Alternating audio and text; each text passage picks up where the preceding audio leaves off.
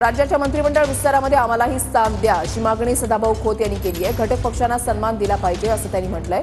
आयाराम गयारामांचे लाड किती पुरवावे याला निर्बंध गरजेचे आहेत असं म्हणत सदाभाऊ खोत यांनी भाजपला हा सल्ला दिलाय।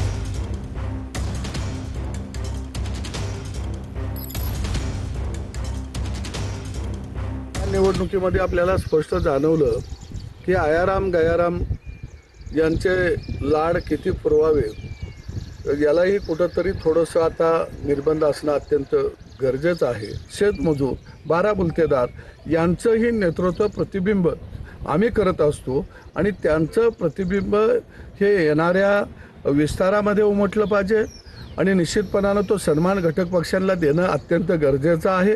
वाडे जर आपण जपत राहिलो तर निश्चितपणानं आमचेही कार्यकर्ते मग फक्त लढाईपुरते आहेत काही भावना निर्माण होती, आमच्याही कार्यकर्त्यांच्या मनामध्ये नैराश्य निर्माण होतं, ते होऊ नये अशी माझी अपेक्षा आहे।